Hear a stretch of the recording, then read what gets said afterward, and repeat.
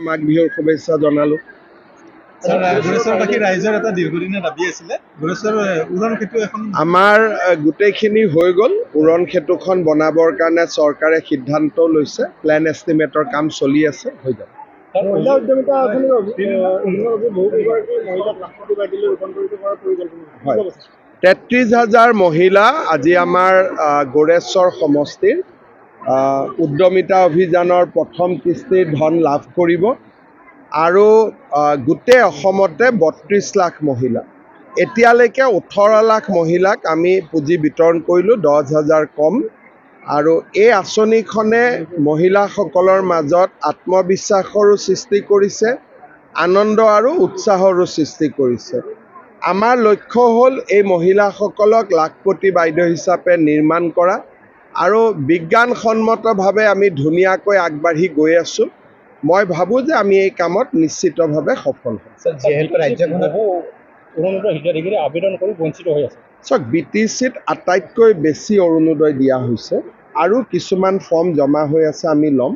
আমাৰ গোৰেশ্বৰ সমষ্টিতে 33,000 মহিলাক আমি দিছোঁ, বাকী জেগাত ইভেন জালুকবাৰীতো ইমান পোৱা নাই। মোৰ তাতে 29,000 পাইছে, ইয়াত 33,000 দিয়া হৈছে। গতিকে যথেষ্ট দিয়া হৈছে, কিন্তু অভাৱ আছে, মানুহক আৰু লাগে, আমি চেষ্টা কৰিম আৰু দিবৰ কাৰণে। নিৰ্বাচন সমাগত গুৰেশ্বৰ তামোলপুৰৰ প্ৰাৰ্থী কোন হ'ব বুলি গোটেই কথাখিনি ডিপেণ্ড কৰিব যে নিৰ্বাচনী বুজাবুজি কেনেকৈ হয়, আৰু নিৰ্বাচনী বুজাবুজি যি ধৰণে হ'ব সেইধৰণে আমি আগবাঢ়ি যাব লাগিব।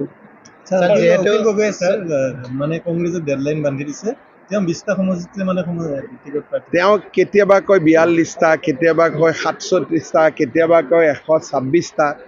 অখিল গগৈক চিৰিয়াছলি নল'ব। অখিল গগৈ লাষ্টত 2টা বা 3টা চিট ল'ব কংগ্ৰেছৰ পৰা আৰু তাতে ইলেকশ্যন খেলিব, কাৰণ তেওঁৰতো ইমান কেণ্ডিডেটো নাই দিবৰ কাৰণে। তেওঁ এনেই মানুহবিলাকক এটা ভালো লাগে শুনি, তেওঁৰ ৰাতি শুনিব, আৰাম পাব। যিহেতু জাতীয় দল আৰু লুৰিণজ্যোতি গগৈৰ জাতীয় পৰিষদৰ চাওক, অজিত ভূঞাৰ দলত কোন আছিল মই নিজেও নাজানো। তেওঁক কোনো পৌৰ নিগমৰ ইলেকশ্যন, পঞ্চায়ত ইলেকশ্যন মই কেতিয়াও তেওঁক দেখা নাই। তেওঁ নিজে আছিলে নিৰ্দলীয়, এতিয়া লুৰিণজ্যোতি গগৈৰ লগত গৈছে, ভাল কথা। কিন্তু ৰাজনীতিক দৃষ্টিভংগীৰ পৰা অজিত ভূঞাৰ কিবা ৰাজনৈতিক প্ৰভাৱ আজিলৈকে মই দেখা নাই, ভৱিষ্যতৰ কথাটো মই নাজানো। অগপৰ সৈতে চিন্তন মিত্ৰতা সম্পৰ্কিত আমাৰ আলোচনা চলি আছে, অগপৰ লগতো চবৰ লগতে আলোচনা চলি আছে। 15 ফেব্ৰুৱাৰীৰ আগতে আমি ঠিক কৰি ল'ম। যিহেতু ৰাজ্যত জেহাদী শিপাইছে, এনআইৰ ইনভেষ্টিগেশ্যন কেতিয়ালৈকে? ইয়াত NIA বহুতকেইটা ইনভেষ্টিগেশ্যন কৰি আছে। কেইটামান দিন আগতেতো NIA ইনভেষ্টিগেশ্যনত কেইবাজনো ব্যক্তিৰ যাৱজ্জীৱন কাৰাদণ্ডও হৈছে। বহুতকেইটা কেছ আছে, এটা কেছ নহয়, কেইবাটাও কেছ আছে। যোৱাকালি যিহেতু আপুনি মানৱ ডেকাৰ নামটো ঘোষণা কৰিছে, মই এইটো কৈছোঁ যে য'ত কোনো টিকেট বিচৰা তেনেকুৱা মানুহ নাই। গোৰেশ্বৰ তামোলপুৰত সমস্যাটো হ'ল যে কোনে খেলিব এতিয়ালৈকে এইটোৱে ঠিক হোৱা নাই। গতিকে নতুনক বেছি প্ৰাধান্য দিম বুলি নতুনে এনেই প্ৰাধান্য পাব, কাৰণ নতুন সমষ্টি হৈছে। ধৰক এতিয়া গোৰেশ্বৰে নতুন সমষ্টি, গতিকে কেণ্ডিডেটটো নতুন হ'বই লাগিব। গতিকে মই দিব খোজোঁ বা নোখোজোঁ, যোন দলে গোৰেশ্বৰত কেণ্ডিডেট দিয়ে এইটোতো নতুনেই হ'ব লাগিব, পুৰণা কেনেকৈ হ'ব, নতুন সমষ্টি হ'ব। পৰিষদীয় নিৰ্বাচনত বিজেপি যিসকল পাৰিষদ জয়ী হৈছিল, কোৱা হৈছিল তেওঁলোকে জয়ী হ'লে কাৰ্যবাহী সদস্যত্ব দিয়া হ'ব, কিন্তু পূৰ্ণাংগভাৱে দিয়া হোৱা নাই। আমাৰ কথাটো হ'ল যে আমিতো ইমান জিকিবও পৰা নাই। গতিকে হাগ্ৰামা মহিলাৰী ডাঙৰীয়াৰ লগত মোৰ কথা হৈছে যে তেওঁ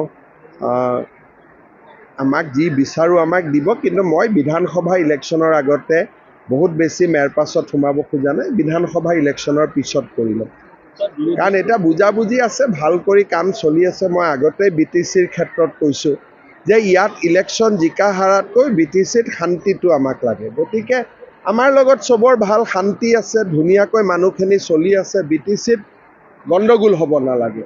গতিকে আমাৰ যিটো মূল লক্ষ্য, ইলেকশ্যন জিকা, EM হোৱা, MCLA হোৱা, এইটো নহয়। BTCৰ শান্তিটোৱে আমাৰ মূল উদ্দেশ্য। কাৰণ মই আগতে আপোনালোকক কৈছোঁ যে যোন পাৰ্টীয়ে নিজিকক কিয় আমাৰ লগতেই থাকিব। সেইকাৰণে ইয়াত আমি বহুত বেছি ৰাজনীতি নকৰোঁ, আমি ইয়াতে উন্নয়নৰ কামখিনিহে কৰোঁ। বিধানসভা নিৰ্বাচনত UPPৰ লগতো আপোনালোকৰ বুজাপৰা থাকিব। চেষ্টা হ'ব যে UPPL, BPF দুইটাই লগত থাকিব লাগে। কিন্তু মই ক'লেইতো চব কাম নহ'ব। চেষ্টা আমি কৰিম, কিন্তু কেতিয়াবা চেষ্টাটো সফল হ'ব, কেতিয়াবা নহ'ব, কাৰণ তেওঁলোকৰ ডাইৰেক্টলি প্ৰতিদ্বন্দ্বিতা আছে। কিন্তু তাৰ মাজতো বিজেপিৰ লগত দুইটা দলৰে কোনো সংঘাত নাই, গতিকে আমি চেষ্টা কৰিম যে একেলগে মিলি ইলেকশ্যন খেলাৰ কাৰণে। হয়তো সফল হ'ব পাৰোঁ, হয়তো সফল নহ'বও পাৰোঁ। সেইটো ফেব্ৰুৱাৰীৰ 15 তাৰিখৰ আগতেহে প্ৰতিচ্ছবিটো আপোনালোকে গম পাব। স্যাৰ গৌৰব গগৈৰ কেছটো কি হ'ল? খুব সোনকালে আমি গৌৰৱ গগৈৰ যিটো পাকিস্তানৰ সৈতে জড়িত যিটো সম্পৰ্ক, তাৰ আমি গোটেই কাগজ পত্ৰ ৰেডি কৰি লৈছোঁ। আমাৰ অফিচাৰসকলে এইকেইদিন কামো কৰি আছে। খুব সোনকালে মই আপোনালোকৰ আগত এইখিনি দি দিম। এইটো আমি জুবিনৰ ঘটনাটোৰ কাৰণে ৰখি দিবলগীয়া হ'ল, গতিকে জানুৱাৰী মাহ পাৰ হৈ ফেব্ৰুৱাৰী নাপায়, জানুৱাৰীতে এইটো বিষয় আপোনালোকক আমি ক'ব পাৰিম। মানে গৌৰৱ গগৈ ইলেকশ্যন খেলিব নাপায়। চাওক, মানুহৰ আটাইতকৈ ডাঙৰ কথা যে পাকিস্তান ভাৰতৰ এখন শত্ৰু ৰাষ্ট্ৰ, আমাৰো শত্ৰু ৰাষ্ট্ৰ। ইলেকশ্যন খেলা নেখেলাতকৈও যে পাকিস্তানৰ লগত সম্পৰ্ক থকাটো উচিত নে অনুচিত, এই গোটেই কথাবিলাক অসমৰ ৰাইজে বিচাৰ কৰিব।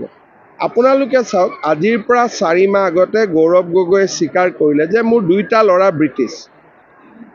আজিলৈকেতো ভাৰতীয় নকৰিলে। ঠিক আছে, ভুলতে কোনোবা ক'লে ক'ভিডৰ সময়ত লৈ ল'লে, কিবাৰ সময়ত লৈ ল'লে, যি ক'লে আমি এইবোৰ এৰি দিলোঁ। কিন্তু আজি 4 মাহ তেওঁ যদি ধৰি ল'লোঁ তেওঁ অসমৰ মুখ্যমন্ত্ৰী হ'ব খোজে, তাৰমানে মুখ্যমন্ত্ৰীগৰাকীৰ ঘৈণীয়েকো ভাৰতীয় নহয়, ল'ৰা ছোৱালী দুটাও ভাৰতীয় নহয়। অফিচাৰসকলে কি সাহসত গৈ ঘৰত কথা পাতিব যে 4জন মানুহ 3জনে বিদেশী? গতিকে এই কথাবিলাক অসমৰ মানুহে জানে, বুজে, শুনে, আৰু অসমৰ মানুহে এনেকুৱা মানুহক কেতিয়াও অসমৰ বৰঘৰত সোমাবলৈ অনুমতি নিদিয়ে। তেওঁলোকে কি নাজানো, এইটোতো ভাৰতৰ সংবিধান প্ৰদত্ত নিয়ম। আপুনিও কাৰোবাৰ ওপৰত কমপ্লেইন দিব পাৰে, যিকোনো মানুহে 21 জানুৱাৰীলৈকে কমপ্লেইন দিব পাৰে যদি মোৰ কাৰোবাৰ ওপৰত সন্দেহ থাকে। তেওঁলোকে ভাবিছে যে বহুত নাম কাটা যাব, তেনেকুৱা নহয়, চবেই নটিচ পাব। নটিচ নোহোৱাকৈ কাৰো নাম কাটা নাযায়। তেওঁলোকে একো বুজি নাপায় কাৰণে এইবিলাক ল'ৰা ধেমালি কৰি থাকে। হ'ব। Thank you sir.